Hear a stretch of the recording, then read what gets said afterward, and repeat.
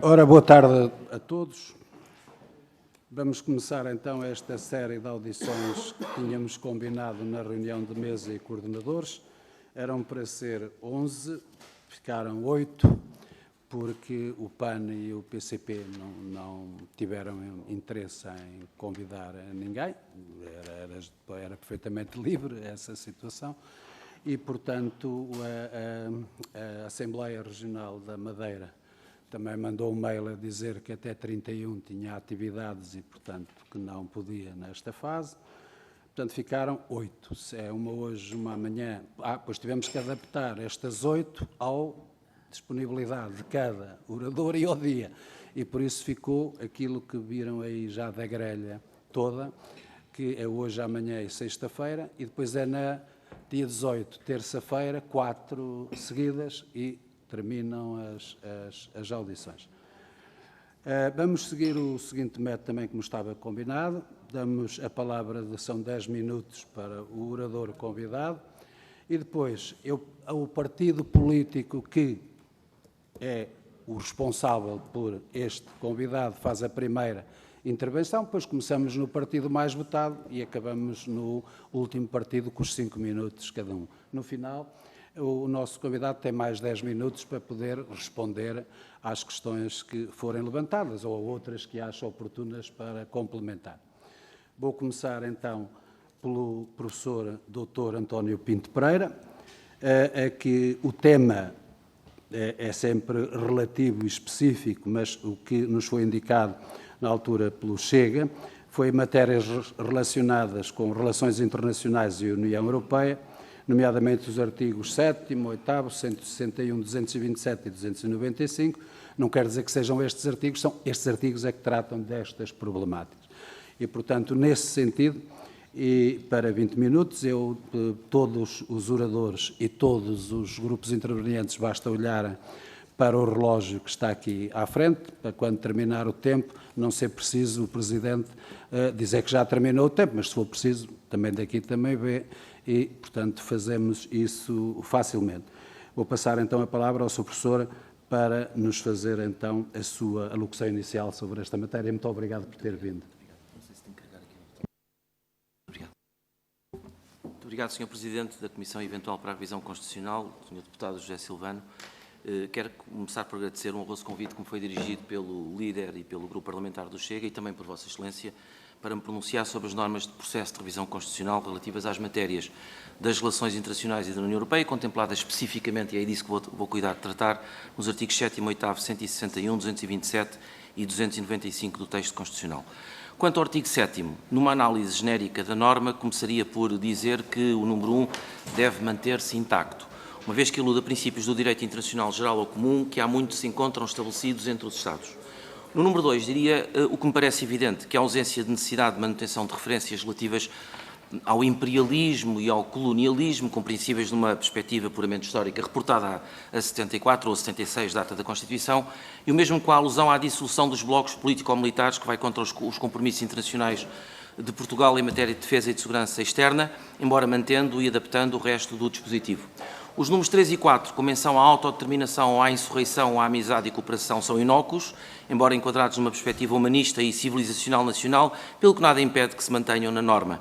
Os números 5 e 6 referem-se à União Europeia, pelo que se impõe a sua retirada de uma disposição legal que tem por epígrafe relações internacionais e a sua colocação numa norma autónoma específica, que pode ser a do artigo 9º, e que deverá receber por título ou União Europeia ou Direito da União Europeia, não Direito Europeu, na medida em que é uma designação imprópria que tanto serve para mencionar o direito internacional emanado das organizações de cooperação regionais europeias, como o Conselho da Europa, como o direito específico da União Europeia, pelo que se torna numa categoria quase indeterminada e imprópria.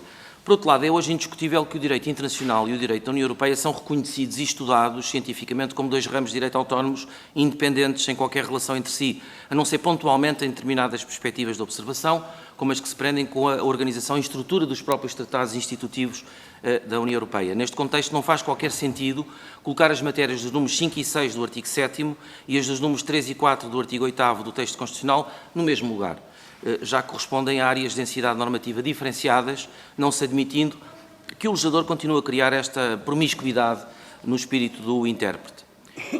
O número 7 do artigo 7º deve manter-se por dizer respeito à justiça internacional, embora dever ser substituída a expressão Portugal pode por Portugal aceita, uma vez que não está em causa hoje qualquer pressuposto ou condição de verificação futura, quando está em causa o reconhecimento da jurisdição do Tribunal Penal Internacional, que não se discute no Estado português. Quanto ao artigo 8º, quanto à disciplina dos números 1, 2 e 3 do artigo 8º, não se pode deixar de considerar que existe uma evitável sobreposição de matérias, na medida em que o artigo 7º diz respeito às relações internacionais e o artigo 8º diz respeito ao direito internacional, no que é exatamente a mesma coisa, para efeitos de tratamento constitucional. Talvez oferecesse maior rigor uma solução que permitisse arrumar as matérias dos números 1, 2, 3, 4 e 7 do artigo 7º, juntando as áreas dos números 1, 2 e 3 do artigo 8º, no que diz respeito ao direito internacional. Nesta conformidade, poderiam os números 5 e 6 do artigo 7º ser agregados aos segmentos contidos nos números 3 e 4 do artigo 8º para os sujeitar especificamente agora ao direito da União Europeia. Ainda assim, sempre seria de alterar a redação do número 6 do artigo 7º, uma vez que aí se confundem obrigações próprias da organização ou da participação de Portugal na União Europeia com regras do direito internacional, como as decorrem do princípio da reciprocidade, que é próprio do direito internacional, mas não tem cabimento no quadro específico da União. Dito de outro modo, não há lugar à aplicação de condições de reciprocidade no contexto do direito da União Europeia, pelo que esta expressão deve ser retirada da norma, podendo manter-se a atual redação, que não tira nem acrescenta nada, uma vez que os Estados-membros da União Europeia, na atual fase de evolução do sistema, são obrigados a acatar as alterações decorrentes dos tratados de revisão no quadro da União, por força do princípio da primazia deste direito. E assim é porque os Estados europeus são soberanos sem o serem. É uma dicotomia pouco escolástica, mas compreensível do ponto de vista prático. Dentro da União, os Estados mantêm na sua esfera jurídica a titularidade dos poderes soberanos, cujo exercício delegam às instituições da União nas matérias sujeitas à integração. Fora da União, os Estados mantêm intactos os seus poderes de soberania, como o ius tractum, o ius belli ou o ius legationis. Caso os números 3 e 4 do artigo 8º sejam integrados numa única disposição relativa à União Europeia, como faria sentido, imporia refletir sobre a redação destas normas, tendo em conta exatamente duas coisas. Em primeiro lugar, a aplicabilidade direta como característica genérica do direito da União Europeia, que subsiste mesmo no caso de as Constituições nacionais não o reconhecerem. Daí que esta constatação não permita contradição no texto constitucional. Em segundo lugar, e agora por remissão para o atual número 4 do artigo 8º, podia ser substituída a expressão são aplicáveis por são diretamente aplicáveis, devendo a norma manter-se, ainda que devendo terminar com a expressão nos termos definidos pelo direito da União Europeia. A parte restante do número 4 do atual artigo 8º, e nomeadamente a dependência da validade do direito da União Europeia à observância dos princípios fundamentais do Estado de Direito, é hoje uma quimera que nem sequer é objeto de discussão teórica, pela simples razão de que a União evoluiu de uma fase de integração económica para uma fase de integração política, que era desconhecida ao tempo em que o legislador constitucional criou o atual artigo 8º, pelo que deve ser atualizada a redação normativa, tendo em conta que a União é hoje uma realidade que assenta em princípios democráticos e em valores que herdam todo o património civilizacional comum ao Ocidente, o que é refletido na impossibilidade de conflito entre a dimensão constitucional dos tratados em que se funda a União e a tutela nacional do Estado de Direito Democrático. Quanto ao artigo 161, o mesmo reflete na sua epígrafe e na sua densidade normativa uma confusão absolutamente evitável entre as matérias que dizem respeito à competência política e as que dizem respeito à competência legislativa do Parlamento. Nesta medida, bem ficaria a apresentação dos respectivos conteúdos em dispositivos distintos. Ainda para mais, porque o artigo começa por referir a competência política, quando no seu interior inicia a abordagem das áreas de competência legislativa, deixando as restantes áreas de competência política para o final da disposição, o que é um contrassenso, trocando no fim o que apresenta no início, o que conduz a alguma falta de precisão. São sujeitos a enquadramento legislativo o âmbito das alíneas A, E, N e O. São sujeitos a enquadramento político o âmbito das alíneas F a M, pelo que se percebe, só por aqui, a necessidade de ajuste dos temas, por forma a separar as áreas legislativas, integrando as alíneas A, O e F a M das áreas políticas que dizem respeito às alíneas F a L. Mas até este momento apenas fiz uma análise de conjunto da disposição do artigo 161. Numa perspectiva mais de pormenor, deveria ser modificada a linha N, em que é dito que a Assembleia da República se pronuncia, nos termos da lei, sobre as matérias pendentes de decisão em órgãos no âmbito da União Europeia que incidam na esfera da sua competência legislativa reservada. E porquê? Em primeiro lugar, porque o Parlamento português não se pronuncia sobre as matérias legislativas da União nos termos da lei interna, mas sim nos termos dos tratados em que se funda a União. Em segundo lugar, o Parlamento não se pronuncia sobre as matérias pendentes de decisão em órgãos no âmbito da União Europeia que incidam na esfera da sua competência legislativa reservada, como está erradamente escrito no artigo. O Tratado de Lisboa definiu pela primeira vez o papel dos Parlamentos Nacionais na União Europeia, isto é, podem acompanhar os projetos de atos legislativos, podem examinar as propostas legislativas da União para verificar se respeitam o princípio da subsidiariedade, participam no espaço de liberdade, segurança e justiça, estando associados ao controle e avaliação da Europol e da Eurojust, participam nos processos de revisão dos tratados, acompanham os pedidos de adesão de novos Estados à União e participam na cooperação interparlamentar.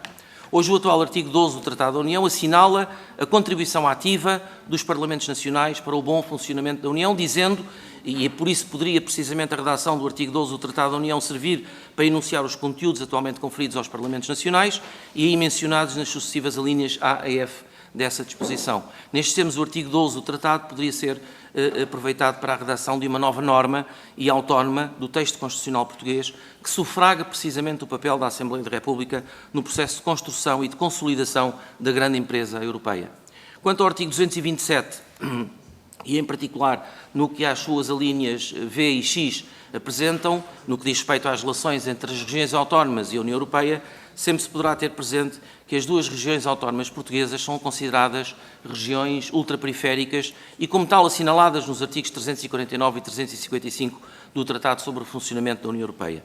As nossas regiões autónomas estão, de algum modo, representadas no Comitê das Regiões Europeu, que é a Assembleia que reúne representantes eleitos de autoridades regionais e locais, sendo um órgão consultivo que é convidado a pronunciar-se sobre propostas legislativas, a fim de garantir que as mesmas têm o ponto de vista das suas diversas regiões da União. Neste enquadramento, as regiões têm sempre uma palavra a dizer, como é o caso do emprego, da política social, da coesão económica e social, dos transportes, da energia e das alterações climáticas, podendo emitir pareceres a pedido das instituições ou por iniciativa própria.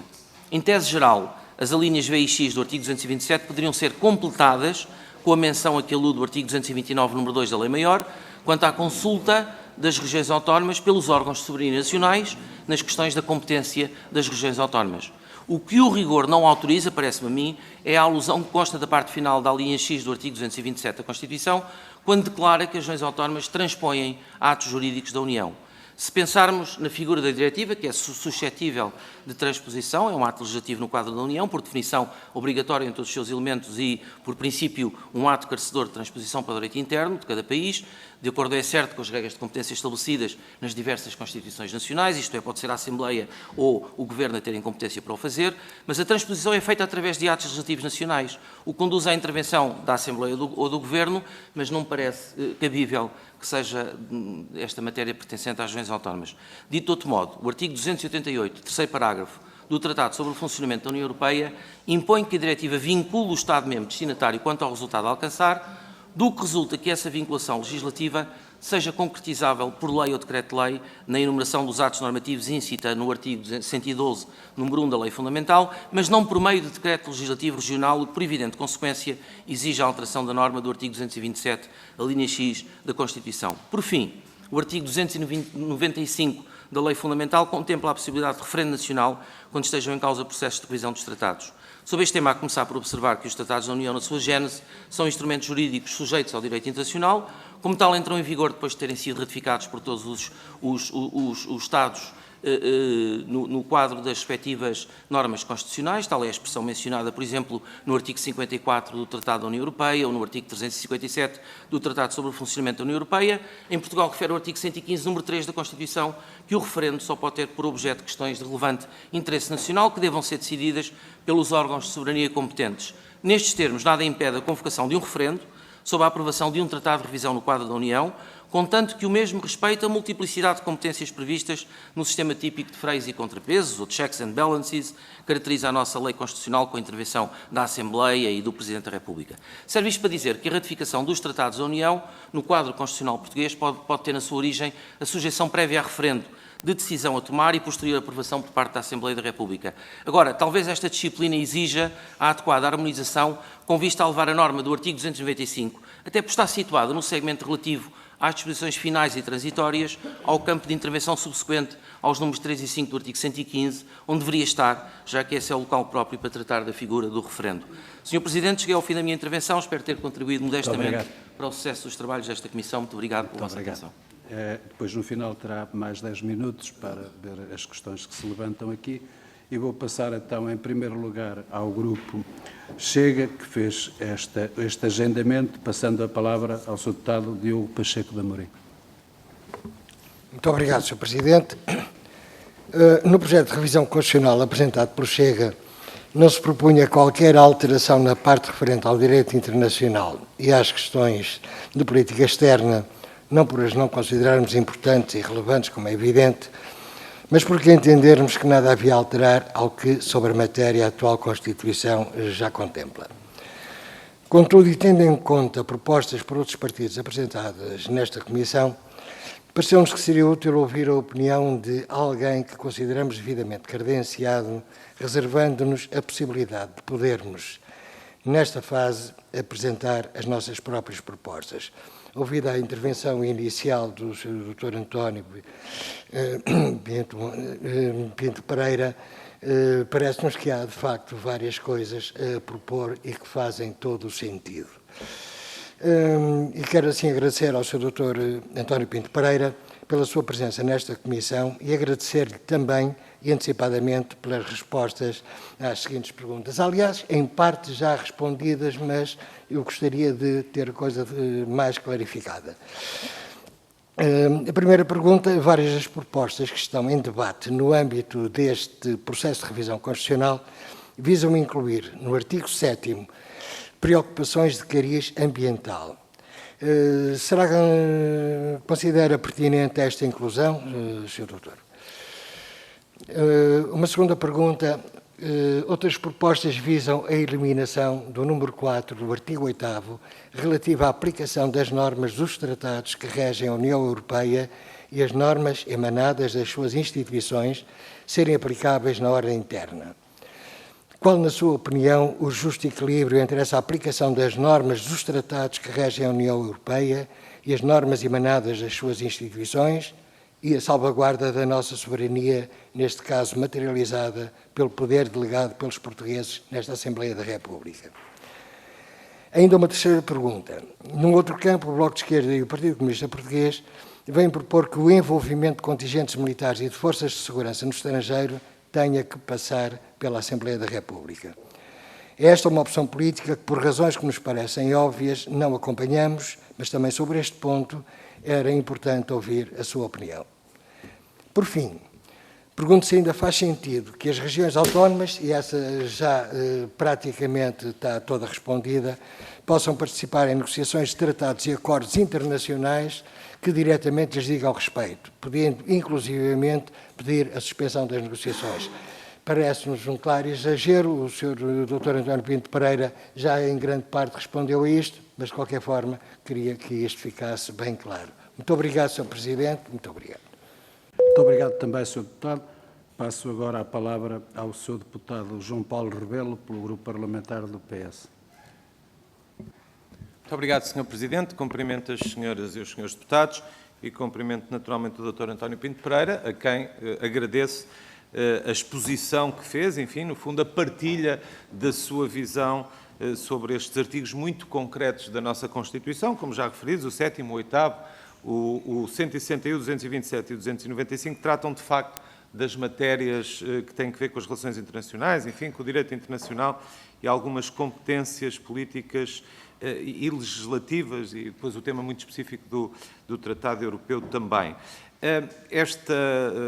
Enfim, aqui alguns pontos prévios. Esta conversa que estamos aqui a ter decorre de uma proposta do Chega. Também cabe cumprimentar o Partido Chega por ter suscitado, ou melhor, por ter sugerido o seu nome e evidentemente que a sua experiência traz a esta comissão, digamos, uma perspectiva e uma base para se refletirem algumas alterações. Eu não posso deixar de notar, enfim, ainda que o Sr. Deputado Pacheco Amorim já o tenha referido na sua intervenção também, é que o Chega não fez nenhuma proposta de alteração para nenhum destes artigos concretos.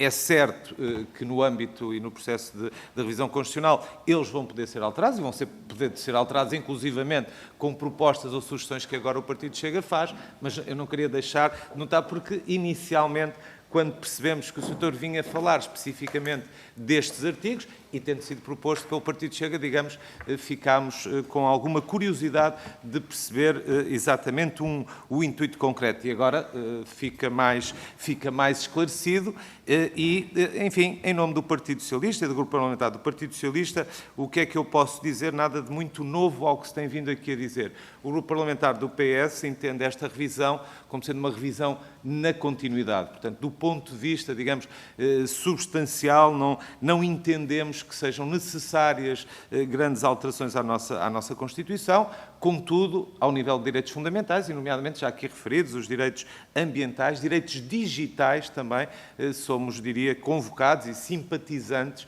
a que sejam feitas algumas alterações no âmbito destes direitos. E também, convenhamos, depois de termos passado pela pandemia da Covid-19 e, portanto, com alguns aspectos concretos com os quais fomos confrontados a lidar com essa pandemia, portanto, também nos parece pertinente que possamos ajustar a Constituição a esses aspectos.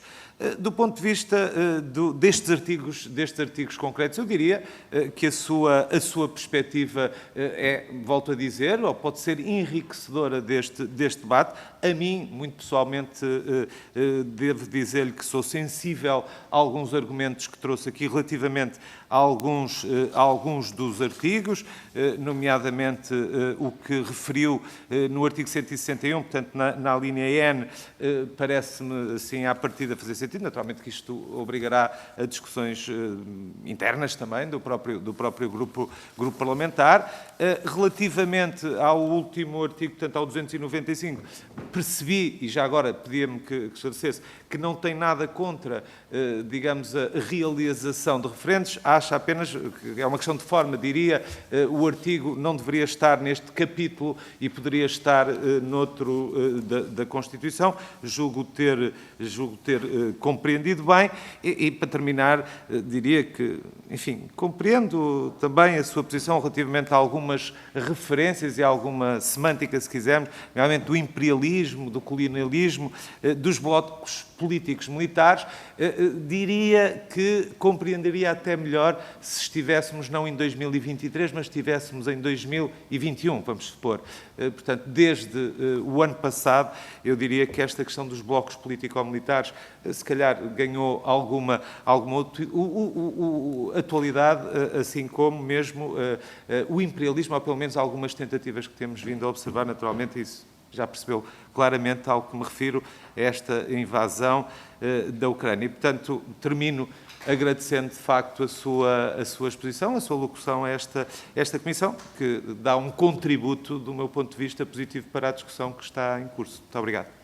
Muito obrigado também, Sr. Deputado. Tem agora a palavra pelo Grupo Parlamentar do PSD, o Sr. Deputado Paulo Muniz. Muito obrigado, Sr. Presidente. Cumprimento as senhoras e os senhores deputados e o Dr. António Pinto Pereira, a quem agradeço o ter partilhado connosco as suas opiniões e as suas visões em sede desta Comissão de eventual de revisão constitucional. Sobre a matéria da construção, do processo de construção da União Europeia, e vamos centrar a nossa intervenção neste âmbito, o PSD entendeu apresentar um novo artigo 162-A e pô-lo sob um único chapéu, a que chamamos competência quanto à participação na União Europeia. Ou seja, como sabe, a Assembleia da República, no âmbito do processo de construção da União Europeia, quer em matéria da apreciação que faz legislativa, quer do próprio acompanhamento da construção política, já tem um enquadramento que decorre da Lei 43 de 2006 e, aliás, tem uma comissão permanente, que é a Comissão de Assuntos Europeus, a 4ª Comissão, que, sob a égide deste enquadramento normativo, faz exatamente este acompanhamento do processo de construção da União Europeia. Contudo, o PSD entende que, havendo a oportunidade que a revisão constitucional propicia, poder-se-ia e deve-se, no nosso ponto de vista, criar na Constituição um reforço desta atividade de acompanhamento, no respeito, por um lado, daquilo que é a reserva legislativa da Assembleia da República e reforçar também aquilo que é o poder de escrutínio e de regulação, se quiser, da atividade do Governo em matéria da representação do país e das opções junto da União Europeia. E, neste sentido, o PSD propõe este novo artigo 162-A, que é, no fundo, um reforço da competência da Assembleia da República em matéria de acompanhamento na participação da construção da União Europeia e é, de algum modo, digamos, elevar a um grau superior o respeito pelo aquilo que é o acompanhamento que a Assembleia da República faz e verter esta elevação, naturalmente, no texto da Constituição. Este é o espírito da nossa proposta. E, de facto, concretamente, no que diz respeito em relação ao, número 4, do novo artigo, aquilo que nós acrescentamos face ao que já existe na Lei 43 de 2006 é fundamentalmente o seguinte, que em matérias da reserva de competência legislativa exclusiva da Assembleia da República, o Governo não se possa vincular perante a União Europeia sem a prévia audição parlamentar sobre estas matérias nos termos da lei. Isto, de resto, é um procedimento, se quiser, que outros países já têm no seu texto constitucional e até na sua praxis em matéria de construção europeia.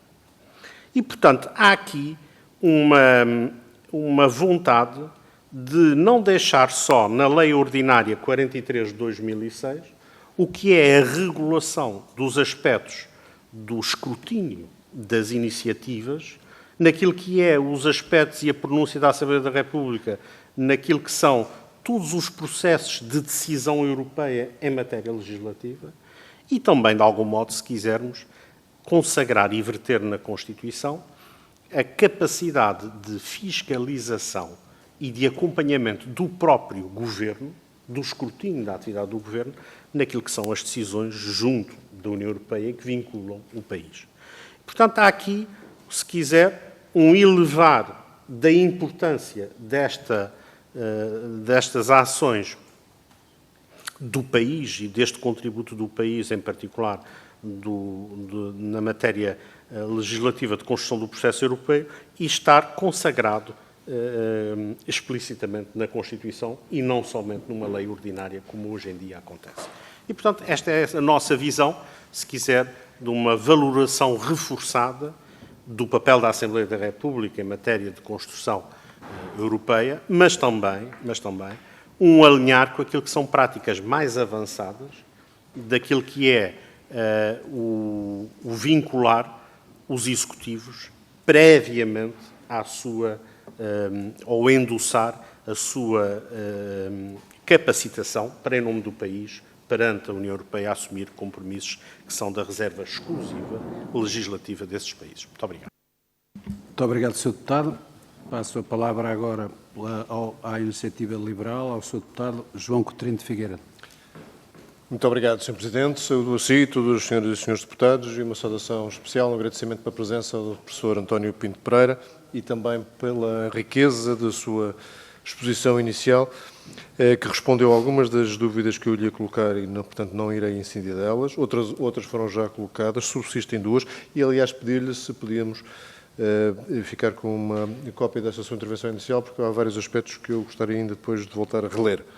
Os aspectos que subsistem, que penso que merecem ser objeto de pedido de esclarecimento, são a sua opinião, e eu aqui acho que posso dizer académica, sobre a jurisdição do Tribunal Penal Internacional relativamente ao enquadramento jurídico português. A Constituição tem uma redação um pouco vaga. Ela até agora não me suscitava muitas dúvidas. Depois da discussão que aqui tivemos, gostava de confirmar que não é uma redação um pouco dúbia, porque pode sujeitar a norma interna à jurisdição do TPI, sabendo nós que o TPI tem um enquadramento penal substancialmente diferente daquilo que a Constituição permite às leis portuguesas. E, portanto, como é que isto funciona? Uma jurisdição que pode existir, mas só parcialmente relativamente a algumas decisões. Eu sei que a lei portuguesa já prevê, no contexto da cooperação internacional, há algumas limitações a direitos que possam existir exatamente por diferentes enquadramentos sancionatórios, nomeadamente a existência de pena de morte, mas gostava de saber se aqui, neste caso, é suficiente a forma como está redigida na Constituição Portuguesa ou se precisamos ter mais algum cuidado adicional, sendo que, obviamente, a Iniciativa Liberal nunca defenderia o que propõe o PCP, que é a simples revogação dessa disposição.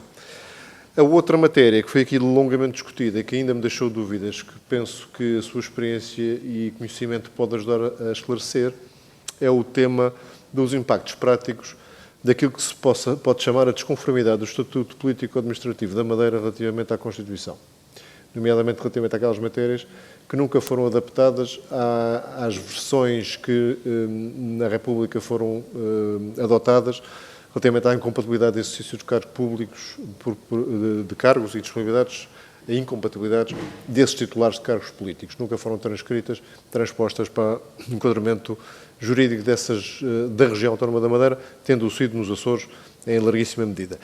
E de como as competências que o artigo 227 prevê para essas autoridades regionais são exatamente as que decorrem do Estatuto Político-Administrativo, não estando ele completamente conforme, eu receio que isso possa significar que não haja cobertura para exercício das competências que esse próprio artigo 227 prevê. Portanto, esse limbo jurídico que pode estar aqui a criar-se, pergunto mais uma vez se seria avisado por parte destes revisores constituintes terem mais cuidado com a redação do artigo 227 para precaver essa situação. Muito obrigado. Muito obrigado também. Passo agora a palavra pelo Bloco de Esquerda à Sra. Deputada Catarina Martins.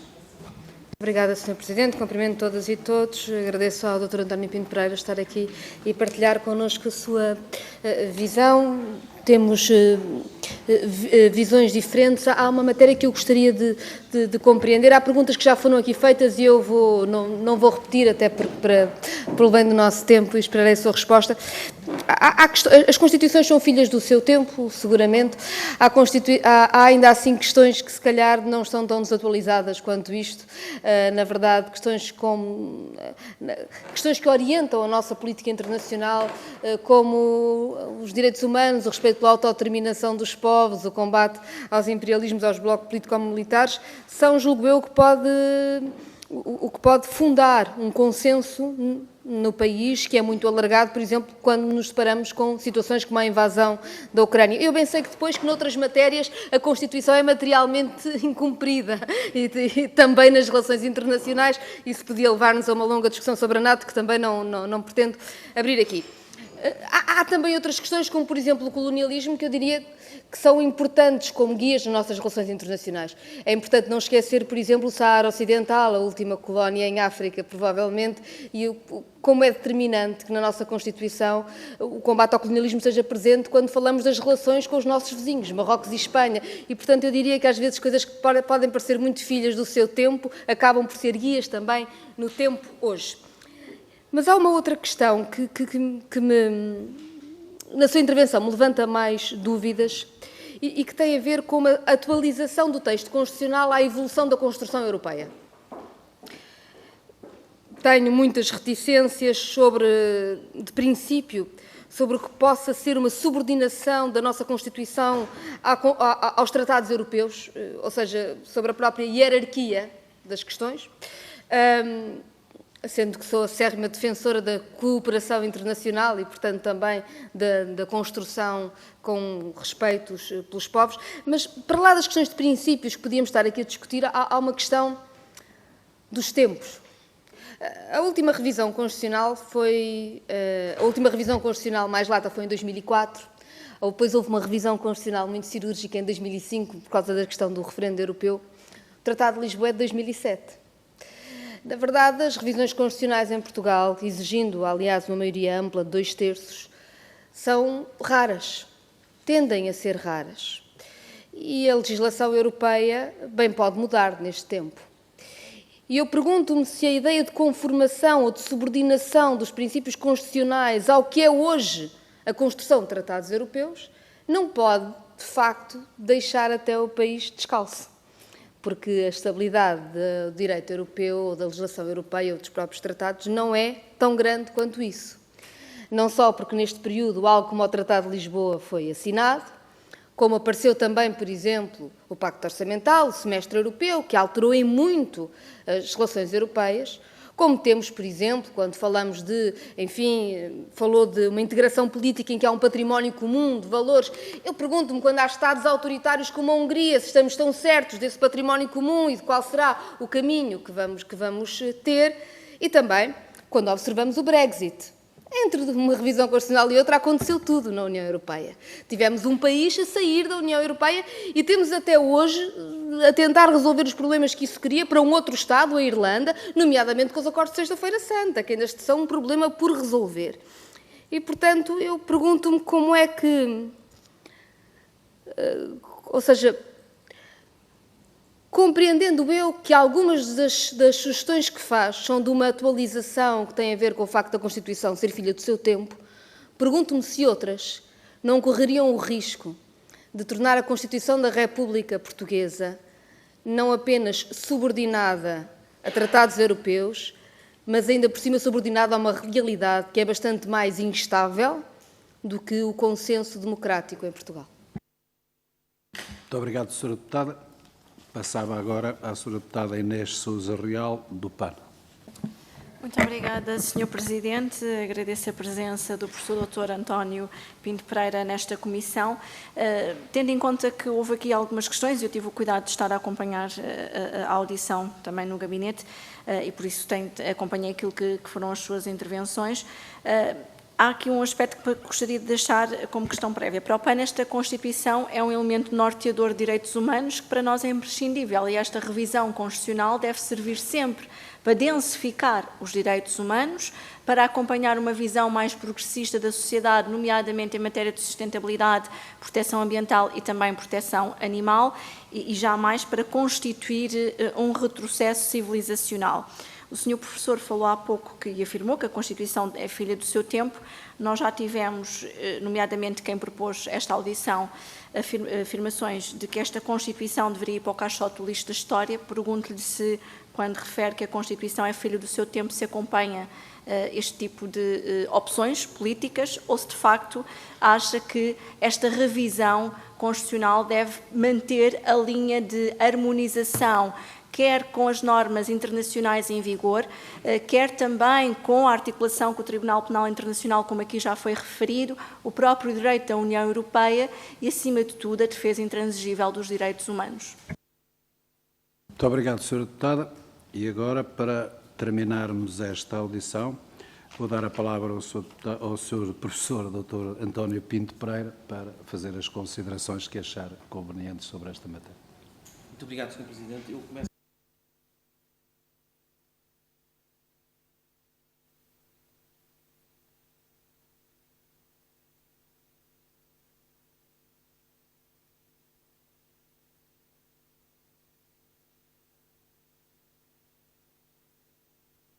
fizesse sentido mesmo fazer chegar ao Sr. Presidente o texto da intervenção. Em resposta genérica aos vários partidos, não procurei aqui fazer análises valorativas ou numa perspectiva, sei lá, politizada, quer da Constituição, quer dos textos dos tratados.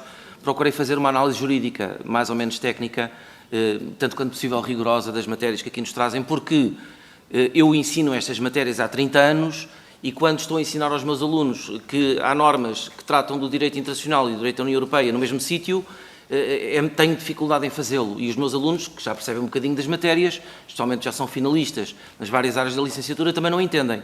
Portanto, por uma questão de rigor, independentemente de ideologias, por uma questão de rigor, o texto tem que ser alinhado. Tem que ser alinhado com uma atualização mais rigorosa na redação dos artigos, que aqui foram referidos. As participações de cariz ambiental hoje dominam o mundo, como as questões relativas aos combates climáticos. Portanto, são matérias que podem perfeitamente ser inseridas no texto constitucional, porque não são privativas dos Estados, mas do mundo. A questão da eliminação do número 4 do artigo 8º, eu julgo que não há necessidade, nem se deve fazê-lo. Deve fazer-se uma adaptação da norma, porque quase que se fica com a ideia que as normas do direito da União Europeia só são aplicáveis se houver vontade do Estado nesse sentido. Isso é um contrassenso do ponto de vista da ciência jurídica e, portanto, talvez colocasse ali a especificidade da aplicabilidade direta do direito da União Europeia e mantendo o restante dispositivo com as alterações que depois eu deixo no texto que corresponde à intervenção, enfim, que é um estudo simplificado daquilo que eu daria numa aula e para quem estuda estas coisas é de acesso fácil, quer dizer, não surte grande complicação em termos de raciocínio aquilo que acabei aqui por dizer, portanto, não são versões próprias, não vim aqui defender uma versão completamente atípica, mas aquilo que me parece que resulta do rigor jurídico, e é isso que faço quando aqui venho em resposta à honrosa missão que me conferem.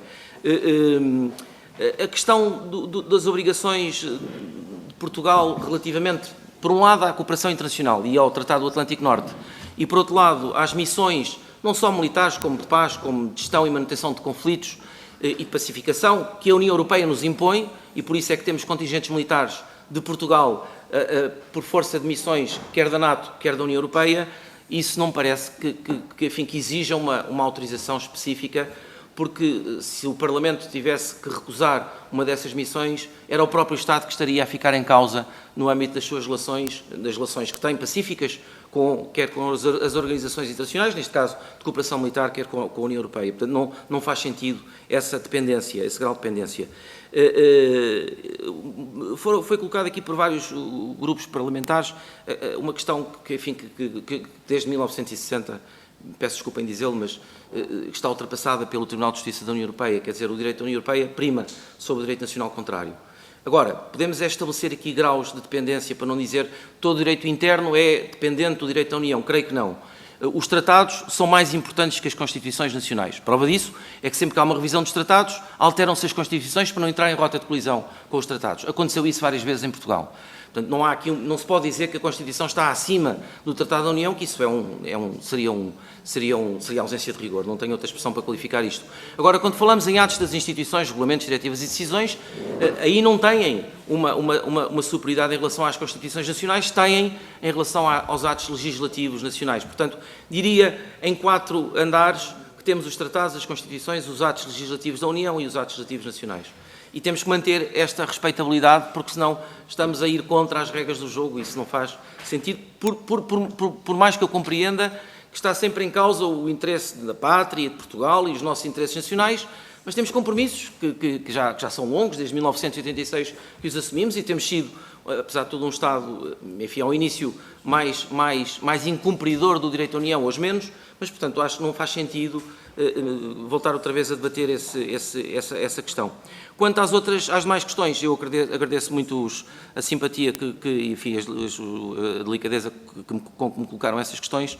Eu diria, relativamente ao PS, quer dizer, aquele aspecto formal de o Chega não ter feito um contributo específico aos atos que aqui estão, mas eu diria, devíamos passar à frente desse aspecto, porque é a Constituição que sai a ganhar, é o país que sai a ganhar e é o rigor que aqui estamos aqui a discutir mais do que questões ideológicas subjacentes às matérias do direito internacional e da União Europeia. E por isso o contributo aqui é o desta Comissão fazer um trabalho que se impõe de atualização, eu não diria de atualização da Constituição, mas de maior rigor no que diz especificamente respeito a estas disposições. Sempre nesta procura de compatibilização da reserva de competência legislativa absoluta e relativa da Assembleia da República e também, ao mesmo tempo, a distribuição de competências entre os Estados e a União. Eu tive o cuidado de dizer isso. A partir do momento em que os Estados aderem a uma organização de integração, perdem, em certa parte, se Jean Baudin fosse, ou Montesquieu se fosse vivo, morria outra vez, mas é mesmo isto que acontece. Os Estados são soberanos sem o serem. Portanto, há uma noção flexível, hoje em dia, que se entende assim, de quase, para quem sabe direito, a tutela, a titularidade do exercício de direitos é do Estado, transfere-se ou cede-se temporariamente o exercício desses poderes às instituições enquanto o Estado permanecer na organização. Quando sair, e tem o direito de o fazer sempre, como aconteceu com o Reino Unido, porque há uma cláusula de retirada da União, após o Tratado de Lisboa, volta outra vez a recuperar intactos os seus poderes, que delegou temporariamente à organização enquanto fez parte da organização. A senhora deputada do Bloco de Esquerda coloca-me aqui alguma questão relativamente à revisão dos tratados. A revisão dos tratados é muito cautelosa no sentido de dizer que o processo de revisão constitucional é um problema interno de cada Estado. Portanto, se o Estado revê por intervenção de uma Assembleia da República ou por intervenção de um referendo, isso é um problema de cada país. em que o tratado, porque o tratado, na sua gênese, é direito internacional. E, portanto, o que exige é que tem que haver uma aprovação por unanimidade de todos os Estados, segundo as normas constitucionais nacionais. Portanto, não é uma questão que seja transportada, julgo que, enfim, que justifique uma reflexão, enfim, mais do que esta. Os valores da União, hoje em dia, resultam dos artigos 49 e seguintes, do artigo 1º do Tratado sobre o Funcionamento da União. Nós evoluímos nos anos. E aquilo que era antigamente uma integração, uma construção puramente económica de integração, hoje é uma construção de integração política. Faltam-nos dar pequeninos passos. Devíamos ter Forças Armadas Comuns Europeias, devíamos ter uma política externa e de segurança comum que está prevista nos tratados desde 92, ativa e efetiva, que não existe. Por essa razão é que os Estados continuam a falar sozinhos sempre que há um problema como o da Ucrânia, que aqui foi referido, e não devia ser assim. Devia haver uma resposta mais efetiva. E eu digo isto por uma razão muito simples, porque a Europa é um gigante económico com pés de barro do ponto de vista político. Não é um ator político. Não consegue dialogar com os Estados Unidos ou com a China e fica refém das posições destes países porque não tem ainda a força política, na minha opinião, devia ter e que está contemplada nos tratados. Falta um bocadinho de vontade política dos próprios Estados em dar esse passo. Foi aqui referido pelo Sr. Deputado do PAN, a Constituição deve ir para o caixote de lixo, eu nunca ouvi essa expressão em parte alguma, e esta Constituição é uma Constituição das mais notáveis que eu estudei até hoje ao seu tempo. A Constituição de 1976 demorou um bocadinho de tempo a fazer, 174, 76, além de ter tido a participação de juristas notáveis, alguns deles vivos, brilhantes constitucionalistas, como o professor Jorge Miranda, ou Vital Moreira, ou Gomes Cantilho, ou Lucas Pires, ou Freitas de Amaral, ou Francisco Sá Carneiro. É uma Constituição brilhante para o seu tempo. Eu recordo, por exemplo, num artigo que eu utilizei em 1993 para intentar uma ação contra o Estado no âmbito do processo do Aquapark, o processo no âmbito da omissão do exercício da função legislativa sobre parques aquáticos, que era o artigo 22 da Constituição, que é absolutamente pioneiro ao seu tempo, é único na Europa. Portanto, a Constituição não é nada para mandar para o lixo, é uma Constituição referencial ao seu tempo, de 66, e continua no essencial atualizada. O que eu vim aqui dizer é que há pequenos artigos, e estes específicos da União e do direito internacional, que deviam ser objeto de maior cuidado e rigor na redação da norma, não mais do que isso. E julgo que respondi às questões que genericamente foram colocadas. Muito obrigado. Muito obrigado, Sr. Professor. Agradeço-lhe a sua presença aqui e o esclarecimento que deu. Os seus deputados também fizeram as perguntas que entenderam e o segundo agradecimento também é, se começamos bem esta reunião, cumprimos todos até por defeito hoje, em alguns casos, porque isto vai ser mais necessário apenas na próxima terça-feira, 18, porque temos 4 seguidas, porque não houve oportunidade, nenhum tinha agenda para dia 25, tivemos que concentrar, e nem para 21, concentrar naquele dia, portanto aí vamos ter que ter mesmo uma exigência, hoje e amanhã é só uma, na sexta são 2, portanto devemos cumprir, mas portanto não é tão rigoroso como será na próxima terça-feira, na próxima terça-feira, que serão as 4, ainda por cima terminando com a Assembleia Regional dos Açores, que traz 13 membros, a delegação são 13 membros, são quase tantos como os da Comissão, e portanto, que têm que sujeitar a essas regras. Muito obrigado e até à próxima. Obrigado, Sr. Presidente. Obrigado, foi um gosto. Muito obrigado. A ver se falamos um bocadinho, mas é depois deste tempo, quando começarmos os